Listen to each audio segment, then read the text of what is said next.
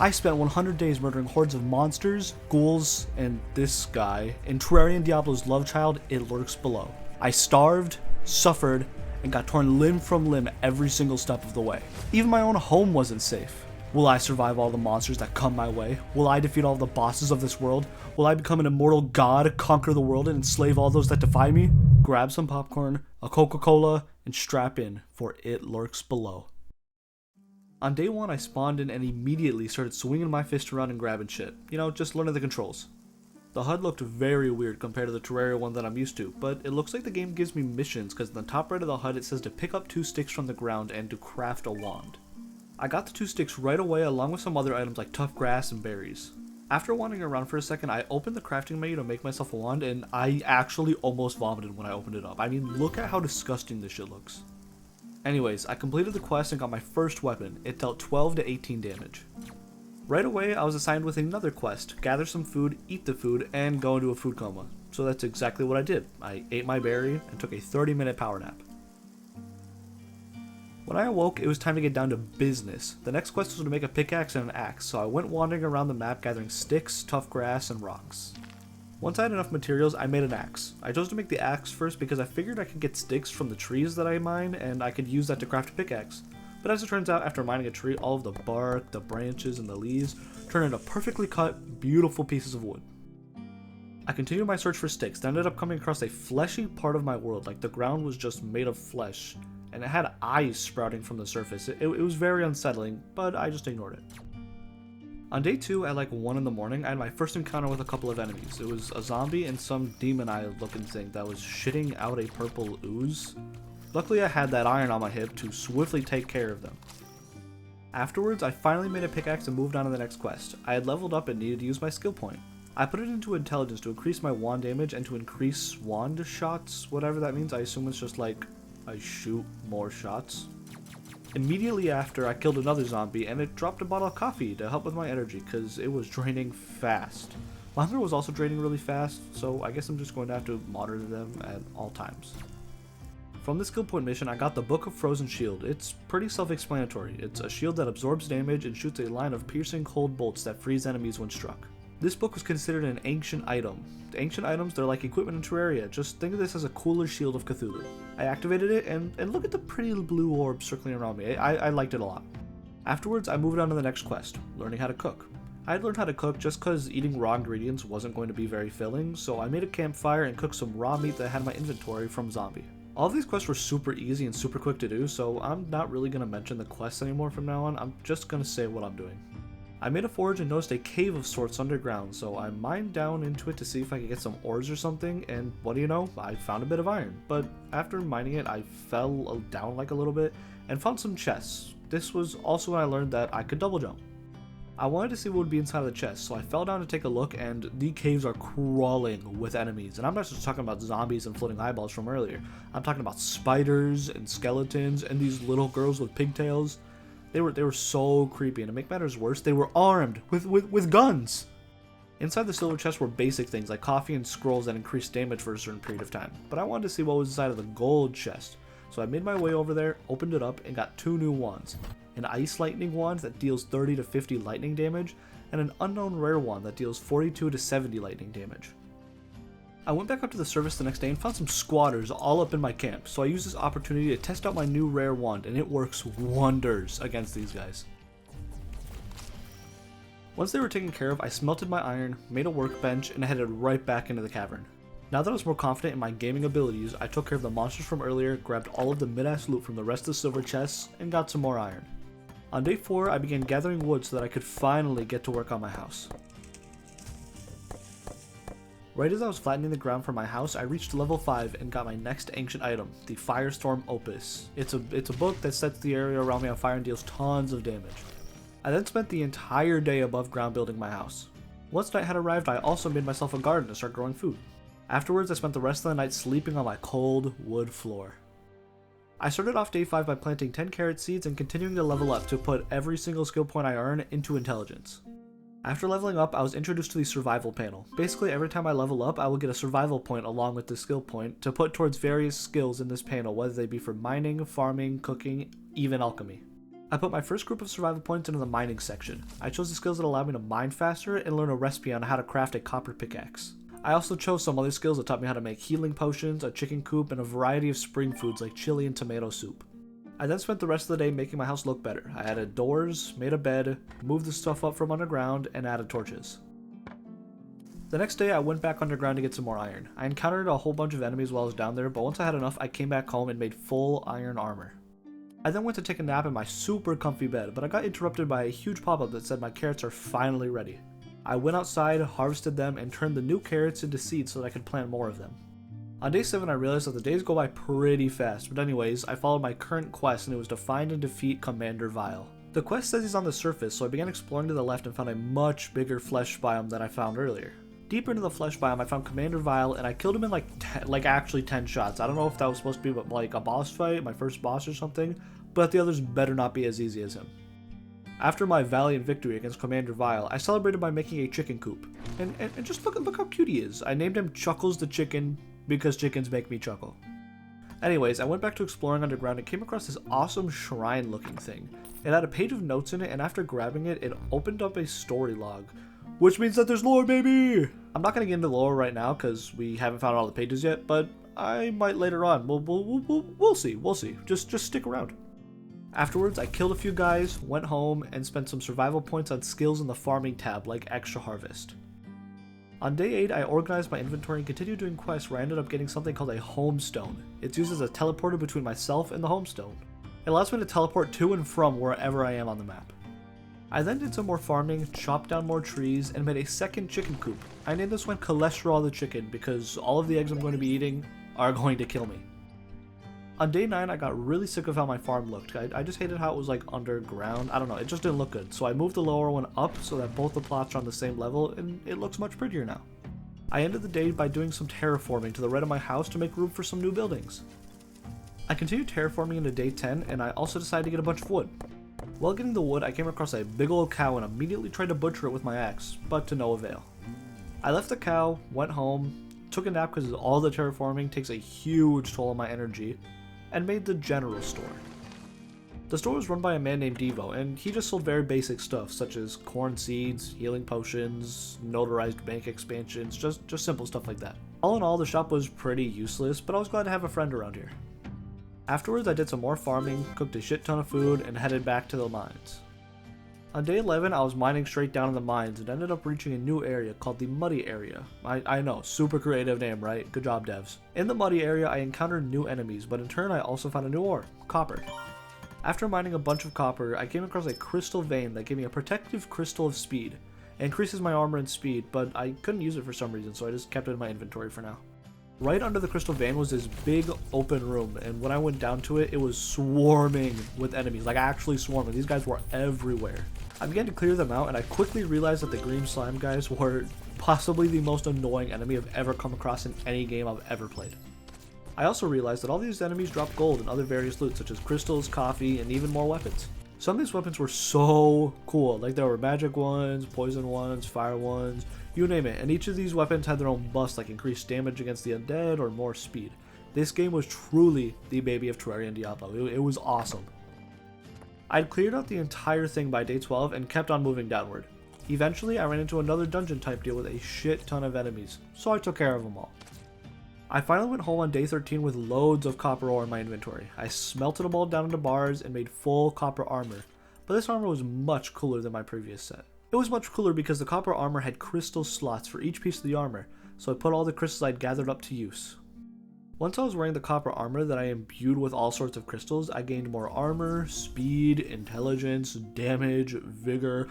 All of these values were increased by just a tiny bit, but it was still so cool to see what I could turn myself into. I spent pretty much the entire day gathering the materials necessary in order to make the bank. It's used as a really big chest. The bank teller was named K.A., and Santa Claus was there for some reason. I have no clue what business he had there, but I guess he needed to make a deposit or a withdrawal or something. Anyways, I ended the day by organizing all the stuff I had into the bank. I went back underground on day 14 and dealt with hordes of these monsters. There were actually so many orcs and slimes and little demon boys everywhere. It was exhausting. Eventually, I killed a group of enemies and got a unique pair of boots and an exceptional wand. The wand dealt 78 to 130 damage, and the boots did nothing because they weren't identified. My new wand also needed to be identified, like it was considered as unknown. I really should have prioritized figuring this out, but I didn't. Afterwards, I continued clearing out enemies in troves and robbing them of all of their hard-earned loot and gold. On day 15, I was still murdering everything in sight and trashing all sorts of shitty loot. After a little bit, I reached the end of the muddy area and reached the icy area. I found an ice dungeon right away and began to clear it out, but the enemies were much more resilient and much more annoying than the last bunch. To make matters even better, you know how I hate the green slimes from the muddy area? There were ice slimes in the icy area, and these ones froze you, and oh my god, were they a bother. I cleared them all out and then realized that my current quest was to defeat the boss at the bottom of the muddy area, so I went back up to the surface to prepare for this battle, and by prepare I mean make more food and put more shit in the bank. Once I was fully prepared, I went back down to the bottom of the muddy area the next day and began mining to the left, clearing everything that was in my path.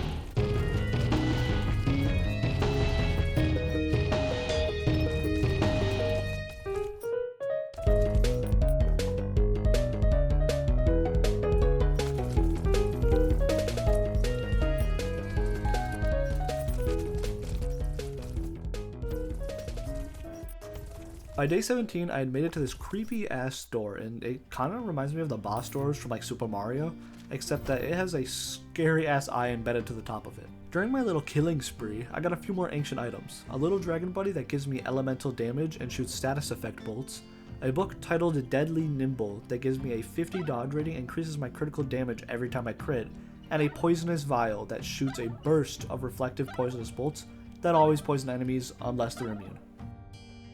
Before entering, I went back home to prepare again for what was on the other side of the door because the montage had me hungry and exhausted. I had like run through all of my supplies. It took me all day to get prepared, mainly because I wanted to adjust my keybinds to be more prepared for the fight, and I just couldn't get them right. I don't know, it was so hard to figure everything out. I don't know why. Maybe I'm just stupid. By the time I got my keybinds fixed and sorted the next day, I was finally ready to go back down, but my mini town got fucking raided by Commander Chaos Crawler. He was probably here to avenge like his brother or cousin or whatever, Commander Vile, and he meant business. I was chugging potions like they were nothing. After a bit, I was able to take them all down, and I got a new unknown exceptional one that dealt 114 to 190 magic damage. I really need to figure out this identifying shit. At 9 PM, I went back down to the door and took a step inside. On the other side was Gathak the Soul Gazer. He looked super scary and super intimidating, but I mopped the floor with this guy. He was so easy to defeat. It took me no time at all. After that disappointingly easy fight, I sifted through the loot he dropped and pretty much got nothing other than a handful of seeds and a new crystal that gives me a little bit more intelligence. Once everything was said and done with, I continued mining down in the icy area to see if I could get anything of use, but I didn't. I then went back home to restock on food and load up the bank with more shit. I spent the entirety of day 20 underground fighting through countless and countless waves of enemies and mining the new ore that I found, Mithril. I eventually reached the bottom of the icy area and found the next door, but I wanted to make the new armor using Mithril so that I can use all of the triangle crystals I had gotten from killing all these enemies. I spent some time on day 21 mining a shit ton of Mithril so that I could go back home and spend the rest of the day making full Mithril armor. With the crystals, it increased my intelligence, magic damage, and magic find rating. It was awesome. I spent the first half of day 22 preparing for another boss fight by making more food and clearing out the rest of the icy area enemies. I then spent the other half of the day through the boss door fighting Drackle the Flesh Ooze.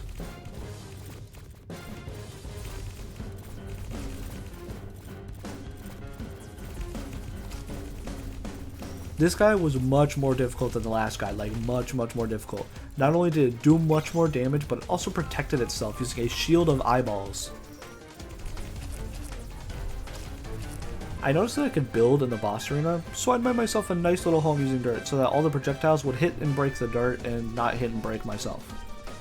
Once I'd broken all 5 eyes on day 23, I realized that not only do they drop blindness inducing spiders when they're killed, but they also respawn after like 5 seconds. Like give me a fucking break, man. After the entire day, I'd only gotten Draco down to about half of his health.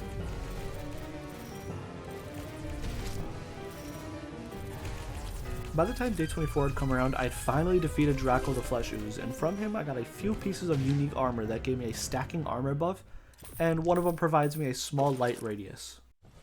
I also got a new wand that dealt the same damage as my current one, but this one had already been identified, so it also gave me more intelligence, attack speed, and magic find rating. But none of that mattered because I had also gotten a few scrolls of identification that I used to identify my old exceptional wand, and this one gives me increased intelligence, speed, damage to demons, gold find, and it was more efficient, which meant it shot more shots and was much faster. By the time I had finished sorting through everything, it was already day 25, and somebody thought it would be funny to raid me at 1 in the fucking morning. So I did what I had to do, and I just absolutely destroyed them. Afterwards, I went back underground and continued to go straight down, killing all of the new enemies and mining all of the new ores, rubium and nickel. All of the enemies looked super duper cool and unique in their own way, but there was this one bastard that could mine through blocks. It was like a little dog that could mine through blocks in an instant, and it was so annoying because he would mine through the blocks and lead a direct path to me, and all the enemies would come swarming, and it was awful. I spent all of day 26 trying to get to the bottom of the slimy area, but there were these new enemies that were much tougher than the last bunch. Like there's this ghost looking guy that can phase through blocks and uses some sort of psychic power to attack. It was awful. I got raided again on day 27. These guys just don't leave me alone. I killed most of them, but then I just left the rest because I didn't want to hunt them all down. Later on, I did some more mining so that I can make full rubium nickel armor. It should honestly really be named something cooler like Rubical armor or something. Like rubium nickel armor just doesn't roll off the tongue. On day 28, I slaughtered the rest of the raiders like the filthy cattle that they were, and that sorted my inventory into the bank. I spent the rest of the day making blueprints for a couple of buildings I wanted to build. Bright and early on day 29, I left to go take a nasty shit in the real world and ended up starving to death in game. Like, I thought I paused the game, but I guess I didn't. I spent the rest of the day kind of just aimlessly wandering around. I was actually looking for a nice place for the new buildings, but it just took a lot longer than expected for me to make up my mind. I made up my mind on the location for the buildings on day 30, and in retrospect, literally any other location would have been better than right above my fucking garden. Like, any other location would have been better. What was I thinking? Anyways, the first building was a pet shop run by a lady named Kiki, and out of the vast variety of animals she sold, I bought the Cloud Wolf, and look how adorable this little wolf is. It was awesome. The second building was a wizard tower run by the legendary wizard Soul or Sewell. I don't know. I can't pronounce words. All he sold was a normal world book, which would just reset the dungeons below, and an official document of do-over, which would reset the ranking of all ancient items back to their original, starting rank. Afterwards, I decided to plant a twisted tree, but not in the ground. Oh, no, that would be too simple. But I put it right on top of my chicken coop. Right on top of my chicken coop. My town looks horrible right now. The tree came with an old man named Abel the Collector, and he can just gather up items that you drop after you end up dying. I spent the rest of the day clearing out the enemies in front of the next boss door. I continued clearing out these enemies for the entirety of day 31, and let me tell you, there was a lot of them. I did end up getting a new exceptional one that dealt 450 to 1000 lightning damage. And since I had a few identification scrolls from like chests that I found earlier, it also gave me more attack power, hit points, magic find rating, and it was classified as brutal, which meant it dealt a lot more damage, but at the cost of its speed. I finished clearing out all the enemies on day 32 and walked through the next boss door. Inside was a boss called the Tentacle of It, and this fight was just annoying, dude. Like, I barely took any damage the entire fight. It was just super duper hard to hit. It was annoying. It was a bother. After defeating that thing, I got a couple of recipes on how to make new rings, so that was pretty cool. I thought I got something useful from a boss for once. After a super duper long day of fighting monsters and fighting bosses, I came home to find my lovely town being raided by like an actual million of those little annoying ass green slimes, and killing them was just awful.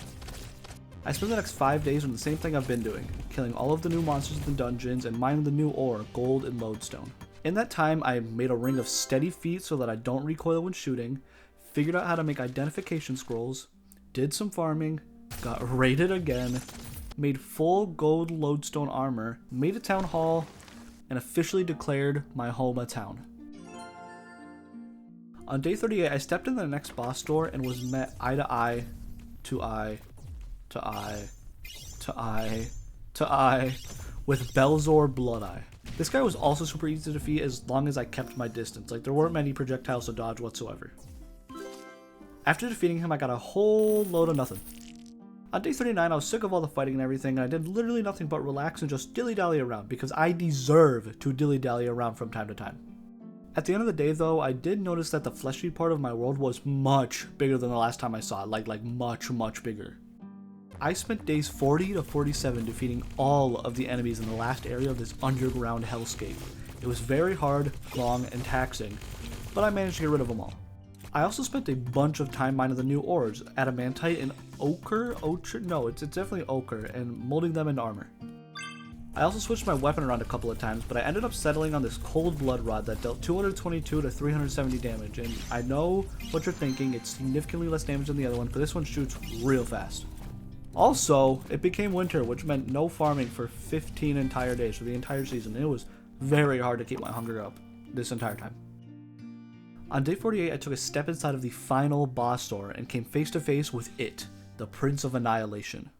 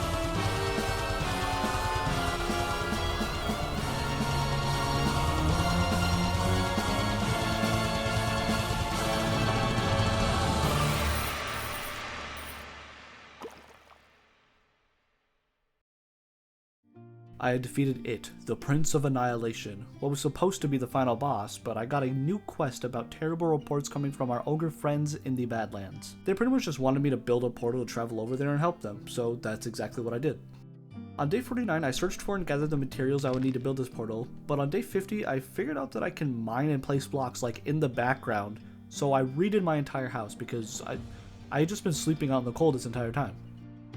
I finally got around to making the portal on day 51, and it came with this elven girl named Phoenix. I used the portal and entered the Badlands. Once in the Badlands, I got a new mission to kill the boss at the bottom, Astaroth, so I got down to business. I spent the rest of the day meeting new enemies that were significantly harder than the ones back at home, and mining new things like a new form of currency, quartz.